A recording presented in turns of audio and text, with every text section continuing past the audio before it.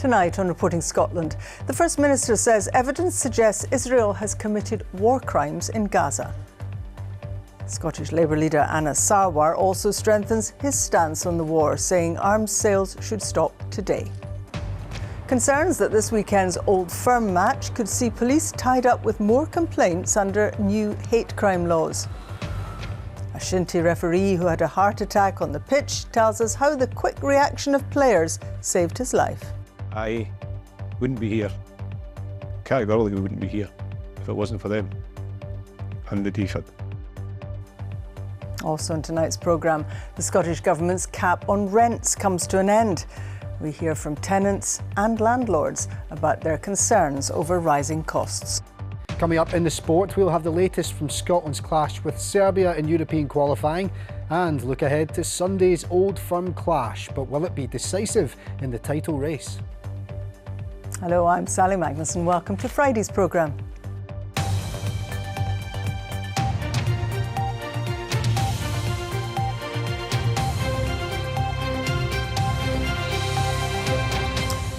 The First Minister has told BBC News there's evidence to suggest that war crimes have been committed in Gaza. The leader of the Scottish Labour Party, Anas Sarwar, has also strengthened his stance on the conflict, saying arms sales to Israel should stop today. Mr Sarwar's position appears to go further than that of UK Labour, who are calling for the UK's government's legal advice to be published. Our political correspondent, David Wallace-Lockhart, reports. War in Gaza rages on, as does debate about the UK's role in selling arms to Israel. The First Minister wants that to end, and in a BBC interview he outlined his belief that Israel may have committed war crimes. And in my eyes, that makes the UK government complicit. And I don't want to be... Complicit in what?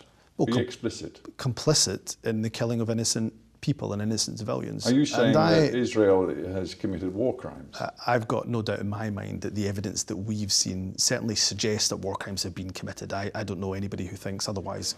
On the campaign trail this morning, the leader of Scottish Labour echoed demands for an end to arms sales. If there are breaches of international humanitarian law... Which you think there are? Which I believe there should not be sales of arms to Israel. So stop today?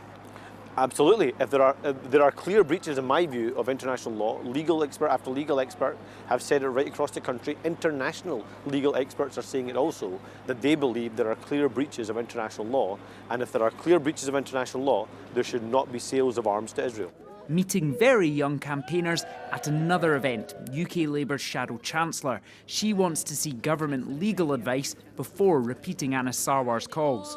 Many people across the political spectrum and beyond are saying that the government must publish this evidence so that the right decisions can be made. But UK law is really clear about this. If there is a risk that UK arms exports are going to be used in a way that risks breaching international law, the licences cannot be granted. And that's why the government, it is now so important that they publish that evidence. Israel has dismissed accusations of war crimes, and UK ministers say they have stringent controls on arms sales.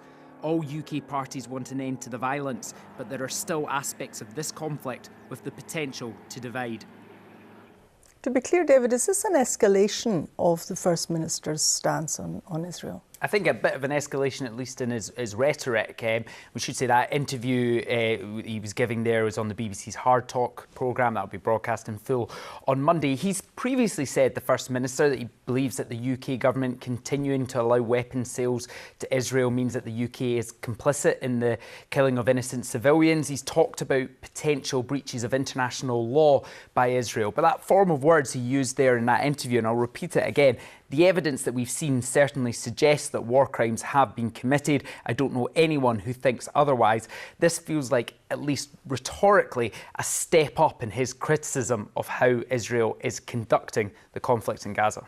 Anas Sarwar, as you were reporting there, has also been speaking out today. Are we seeing a difference in the stances being adopted by Scottish Labour and UK Labour? Yeah, it appears to be a nuanced but important distinction here. Now, there are senior MPs at Westminster who believe the UK government has legal advice, essentially telling it should not continue arms sales to Israel. What Rachel Reeves, the Shadow Chancellor there, was saying is that she would like to see this advice published, and if that advice does indeed advise against arms sales, then she would call for them to stop immediately. What Anas Sarwar is saying is he doesn't need to see anything else. He's seen enough evidence with his own eyes, has heard enough from legal experts that he thinks those arms sales should stop today. So a slight disagreement there. It's not the first time in recent months there's been the odd disagreement between UK Labour and Scottish Labour leadership, but it doesn't appear to be getting particularly hostile between the two, and in recent months, when they have disagreed,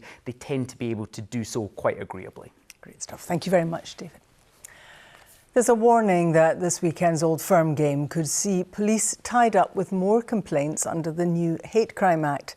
The Conservatives argue that the issue has been weaponised and that officers won't be able to deal with real crime. The First Minister says he has every confidence in the police and their experience of dealing with these types of matches. With more, here's our political correspondent, Andrew Kerr. An Old Firm match on Sunday. Rangers take on Celtic, the most highly charged football fixture in Scotland in the week of the new Hate Crime Act. At Ibrox, the manager is relaxed though. I'm against hate. I'm a positive person, everybody knows. I understand passion of people, that I understand. The Conservatives have this warning about the new act. Well, we've already seen Hamza Yusuf's hate crime law being weaponised by people, and there's a deep concern, and there have been predictions that the Old Firm match will result in even more complaints being made to the police. Most of these, in all likelihood, being vexatious, and this will result in police being tied up, having to deal with these, to the detriment of dealing with real crime in our communities. The First Minister says there's no cause for concern. That's an operational matter for Police Scotland. Police Scotland have managed to police Old Firm games and football matches for many, many years previously, done so very, very well. In my opinion, I've got every confidence in them being able to do so again for this weekend's match. And let me just be clear about the Hate Crime Act that's come into place. Remember, the new stirring up offences have a very high criminal threshold indeed. The Scottish Police Federation said officers were having to do overtime and they want Parliament to consider resources when new laws are passed. In a statement, Police Scotland said an appropriate policing plan is in place to maintain public safety and minimise any disruption to the community ahead of the fixture at Ibrox. So, pretty high criminal threshold to meet, and I'm not sure in the context of Sunday's match it will be met, given that it is a football match with only one side's supporters in the stadium. So I think there will be a potential big increase in complaints, because I think one thing that this law has done is raise people's awareness that it's around. For the Greens, who backed the bill, it's been a frustrating week. I've been genuinely dismayed by some of the quite shallow game playing that's going on around the hate crimes legislation by some people who should know better. Labour voted the bill through but deny being missing in action in its defence, saying they have these reservations. They need a clarification from the Minister to get the communication right on this legislation, adequate implementation of this legislation, proper resourcing of our police officers, and making sure we're adding misogyny to this Hate Crime Act, because right now it is missing. You might know this thing here. It's the hate monster.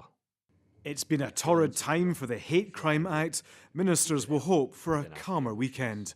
Andrew Kerr, reporting Scotland. And bigger. Some of the day's other stories now. Care providers have raised concerns that recruiting and retaining staff from overseas is becoming more difficult because of changes brought into visa arrangements. Scottish Care, which represents independent care homes and nursing homes, wants the issue to be urgently addressed. The UK government says immigration is not the long-term answer to social care needs. Dougray Scott is to lead a parade celebrating Scottish culture through the streets of New York as part of the city's Tartan Week celebrations. The Mission Impossible star, who's from Fife, said he couldn't turn down the opportunity to share his pride in his homeland. A Shinty referee who suffered a cardiac arrest during a match says the quick reactions of players and the availability of a defibrillator saved his life. Stevie McLachlan started to feel unwell 12 minutes into Saturday's McTavish Cup tie between Caberfeidh and Kinlochshiel in Strathpeffer. We've been hearing from Stevie and one of the players who stepped in to help. I'm Stephen McLaughlin and I'm a shinty referee, and last Saturday at 15:13 I had a heart attack. I've been a part of the shinty world since I was a child, starting with Ballyhillish, now a Grade 1 official. I was 4th official in the last 2 Camelot Cup finals. Last Saturday morning was just like every other Saturday morning for a shinty game. I had my same routine. 5 minutes into the game, felt my chest getting a wee bit tight. It got sorer and sorer, down onto one knee. I managed to blow my whistle, and then it went black. When Stephen went down, I could see that he was struggling with his breathing, and by that point a couple of the first aiders had come onto the park and I was able to ask if we had an AED. They made their way off to go and grab the one that was in the clubhouse, and a few of the other boys came over and we just started getting him ready to get the pads on. And once the AED was on the pitch, we hooked up to him. Keith was there with me. He was unbelievable. The other players started forming a barrier around us just to give us a bit of protection from the spectators, and it was just like a kind of everyone just, they couldn't do enough to help. When I came back round, I felt like it had only been a second. Connor's face was about a foot from mine, and I asked him what he was doing, and he says, "Oh, you're back." And I just said, "From where?" Then he told me that he had shocked me twice, and how many rounds of CPR he had done, he couldn't remember. For Stephen to come back to us, for him to actually gain consciousness again there was just like an absolute win. It was the biggest relief.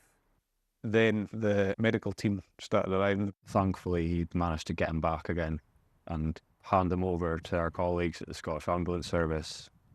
I wouldn't be here, categorically wouldn't be here, if it wasn't for them and the DFID. I've got no doubt that that's what made the difference for Stephen. And if we can get more of them out there and have people trained so they're confident in using them, hopefully that's something positive that can come out of what's happened. Oof, what a story. In October 2022, the Scottish Government introduced a rent cap to protect people during the cost of living crisis. It limited rent rises and made evictions more difficult to enforce. That legislation expired this week. Tenants are concerned that rents will now jump, while landlords say they also face rising costs. Richard Forbes reports. Do you like the look of that one? That is 2-bed, 1,650. too overpriced. Yeah. Hannah and her son have lived in this flat for 3.5 years. She's just been told her rent is going up by 21%. Just finished a master's, gotten good grades and gotten a good job, but then you think that would be sort of sufficient enough to sustain a lifestyle, but it's just not been the case. And then with this rent increase as well, it's just almost crippling. Hannah's story isn't unusual, according to one campaign group. It says many people are finding it stressful as they have to decide whether to pay up or move on. I think a lot of people are, almost being evicted through these rent increases. If they're really high and people are already at the top of what they can afford, then they're really going to be forced to move further away from where they might like. It's going to affect people's employment options, affect people's relationships. I think it was already quite a bad time for tenants, and I think this is really going to make it worse.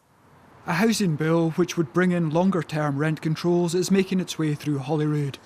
In the meantime, short-term measures have been introduced. The Scottish Government says temporary changes to the way rents are decided came into force on the 1st of April, and these will help protect people from very steep rises. Tenants who are facing a rent increase that they feel is unreasonable should apply to Rent Service Scotland for adjudication. Those who let out properties say that the cap couldn't continue indefinitely and rents have to rise. The cost of living crisis has affected landlords as much as it has everybody else. Mortgages have doubled and tripled in some cases. The cost of repairs and maintenance, particularly goods and services, has increased significantly. But most landlords still want to try and provide a good home for those that wish to rent, but they cannot be expected to do so at a loss. For Hannah, that means having to find an extra £200 each month. Everything in life just seems to be more and more expensive, so it kind of leaves me in a situation where I don't really know what to do, or kind of feel over a barrel with things, to be honest, and I don't know what is the way out. Hannah Heaton there, finishing that report from Richard Forbes. Tonight's main news again. The First Minister says evidence suggests Israel has committed war crimes in Gaza. And still to come in the sport, Dundee's clash with Motherwell will face a late pitch inspection tomorrow, but proposals by the SPFL are criticised by the Motherwell Chief Executive.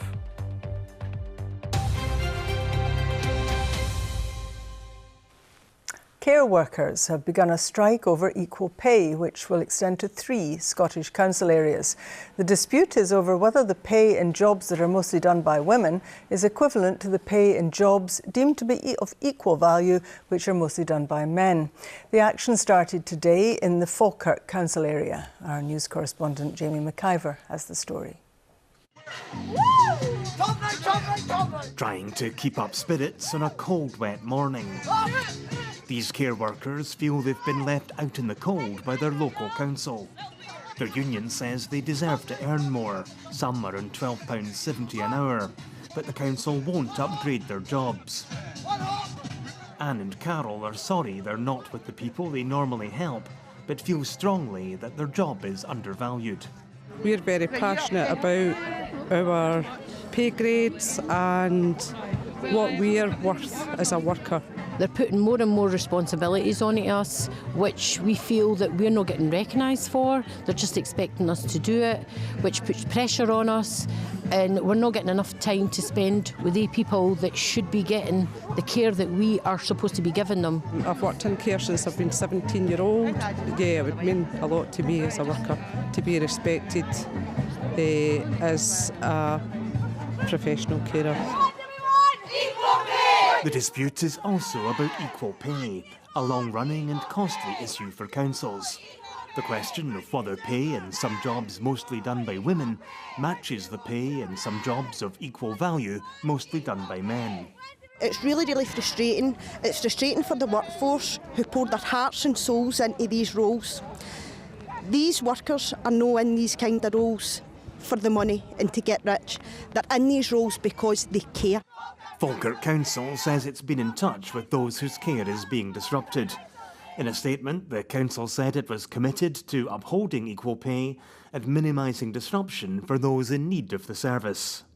This is the first of 4 one-day strikes in the Falkirk Council area. Strikes are also due in the coming days in Western Bartonshire and Renfrewshire. While the picket line is good-natured, the issues at stake are very serious, and any pay rises would inevitably place another demand on the limited resources of councils. Jamie McIver, reporting Scotland. Lewis is here. Is this one of these weekends where I can genuinely say, big weekend for sport, Lewis? Absolutely, Sally. You would be well entitled to say that because, yes, a huge game coming up on Sunday. Games maybe or maybe not happening on Saturday. And the women's team playing right now. So It's really all going on. Tell us all about it then. Thank you. Sally. Yes, hello there. It's often a game that plays a major role in the destination of the title, but Sunday's Old Firm clash will not be decisive, according to both managers. Rangers host rival Celtic at Ibrox for their third meeting of the season, with just a point separating the two teams at the top of the table. But a win this weekend, followed by victory in their midweek clash with Dundee, could move Rangers 5 points clear of the champions Celtic. But their manager Philippe Clement is not looking too far ahead. It's always a big game. It's a 6-point game that we know. We have another one in a few weeks also in that way. But it's not yet a decisive game. So whoever wins is not champion. It's not like that. I'm happy with what I've seen about my team after the last Old Firm. So I see my team growing month by month. And now this is the next challenge. Celtic manager Brendan Rodgers says he's hopeful that captain Callum McGregor will be fit for their journey to Ibrox after making a remarkable recovery. McGregor, who has been out for 5 weeks with an Achilles problem, returned to training with his teammates earlier today, and the manager hopes the skipper will be involved in the game. Well, former Scotland international Pat Nevin believes his presence makes a huge difference for the champions. Well, it's huge for Celtic because he's arguably the most important player that Celtic have had in the last few years. Furuhashi obviously has been very important, but there's no doubt that he is the core of the team. The captain, this guy keeps them going, gets them moving, and creates the style of the team as well. However, he's been injured. And if you're not 100% and you go into an Old Firm game or a Celtic and Rangers game, whatever you want to call it, it's nightmare, an absolute disaster if you're not right, if you're not able to go at full pace and be able to be as robust as everybody else in the field, because this game will be quick. It always is. Now, we reported yesterday about Dundee's match against Motherwell tomorrow being in doubt. But today, Motherwell Chief Executive Brian Caldwell has described one of the SPFL's proposals of playing behind closed doors at Airdrie as nuts, should the game get called off. The Dens Park pitch will be inspected tomorrow morning at 11 o'clock after ongoing heavy rain has left the game in doubt. The surface was deemed playable after an inspection yesterday and has been protected since by covers hired from Celtic. Now, sticking with Motherwell, and the club is set to welcome a former Netflix chief for investment talks next week. Eric Barmack was former vice president of the streaming site and will visit Fir Park as he considers investing in the Steelmen. It comes after the club targeted Hollywood celebrities for funds in a tongue-in-cheek campaign to help secure their long-term future. Any investment in the fan-owned club would go to a shareholders' vote. Aberdeen interim manager Peter Leven says every game is massive for the club as his side prepare to face bottom of the table Livingston tomorrow. The caretaker boss has overseen 2 wins in the Dons' last 2 league games as they moved away from the relegation playoff spot with victory over 11th placed Ross County last time out. Leven says he's asked the Aberdeen squad to buy into his methods despite the ongoing search for a permanent manager. Every game's big. Last week was massive as well, to get that 3 points and give us a little bit of a gap from Ross County. So as I said before, every game at Aberdeen's massive. I've just asked them to buy into what I want to do and the staff, and they've shown that the last 2 games. So I just need to build on that and keep getting better with the post-match meeting about Ross County, how we can get better and the things we did good and how we can get better for Livingston. So we've worked on that all week, and as I said, we just need to build on momentum. To women's football now, and Scotland are in action in the opening game of their European qualifying campaign, taking again up against Serbia, away from home. The national team went into the match looking to end a long wait of more than 18 months without a competitive win in their first game of Group B2, where they're also joined by Israel and Slovakia. In what was a fairly uneventful first half, the hosts had a very brief claim for a penalty, but the referee swiftly waved that one away. Scotland did up the pressure in the second half though, the quality of Chelsea star Erin Cuthbert shining through, but her effort from the edge of the area was turned around the post. It's in the last few minutes in that game now and can be watched live on the BBC Sport website and app. It remains goalless.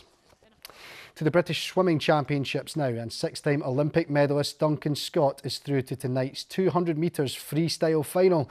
Scott was the fastest qualifier of the bunch, clocking in well under Olympic qualifying time, with the winner of tonight's final being guaranteed their spot in the race in Paris. Well, there were more Scots impressing at the London Aquatic Centre this morning, this time in the 200-metre backstroke. Katie Shanahan, Kathleen Dawson and 18-year-old Holly McGill, who won her heat there, all progressing to the finals tonight. Holly, the second fastest qualifier, with her fellow Scots just behind her, going into the finals. And again, you can watch all the action on the BBC Sport website. Now, Scotland have qualified for the knockout phase of the World Men's Curling Championship, edging out Norway earlier today to make it 9 wins from 11 outings. Following Thursday's dramatic 8-7 win over hosts Switzerland, Bruce Mowatt's defending champions again went to 11 ends for a 9-8 success over Norway. Bruce Mowatt's rink are in action tonight in their last round robin against Sweden. The top of the table side currently leads Scotland 1-0 in the third end. Here's hoping they can get that one over the line, Sally. Yes. And worth mentioning as well, there's a full interview with Pat Nevin that we saw earlier there on good. the 7th. Yeah, he's always interesting. Thanks very much indeed. Thank you. And it's over now to Fiona to find out what else is happening on BBC Scotland in just a few minutes' time. Coming up at 7, the Scottish Police Federation say control rooms are at breaking point over new hate crime laws, and a big weekend of football will further stretch resources. American rockers Kiss have sold off their entire back catalogue. What do deals like this mean for rock royalty's legacy? And I'll be harping on about the Edinburgh International Heart Festival with some live music. See you in a few minutes. And brace yourselves, it's now the weather. Goodness, snow. Yes, some of us woke up to a covering of snow this morning, Sally. By tomorrow, we'll have highs of 16 or 17 Celsius, and we have a named storm into the bargain. It can only be Scotland in April, can't it? Good evening to you. Yes, it's been a really unsettled week of weather, hasn't it? And for the weekend, we're looking at some wet and very windy conditions, courtesy of a named storm. It's Storm Kathleen, which has been named by the Irish Met Service, and is set to bring some potentially damaging and disruptive winds through tomorrow and Sunday. For this evening, we have showery outbreaks of rain working their way northwards. Then they clear, but to follow this persistent and heavy band of rain coming in on strengthening southerly winds, all of that linked to that named storm system. And a real contrast temperature-wise tonight, just 4 Celsius in Shetland, but in the south, 11 or 12 as the winds move into the south. And we introduce some much milder air that is associated with this deepening area of low pressure, which tracks to the west of us over the weekend and set to bring some very strong winds. So we have a yellow warning from the Met Office for the Central Belt and for southern Scotland, valid tomorrow from 8 a.m. right through until 10 p.m. We're looking at gusts widely in that warning area, 50 to 60 miles an hour, even inland. And around the coasts and over the hills, we could see severe gale force gusts of 70 miles an hour or so. Also large waves to contend with and the likelihood of travel disruption. So we'll start tomorrow windy, very wet across the northern half of the country, and then that rain trundles away northwards, becoming confined to Shetland. Behind it for the afternoon, we'll see skies brightening to allow some spells of sunshine. So this is a snapshot around about 4 o'clock, and you can see that rain hanging on over Shetland. But for Orkney, for many northern and eastern parts of the mainland, there will be sunny spells, and in parts of the north, temperatures will be a full 10 degrees up on what we saw today, 15, 16, perhaps 17 Celsius.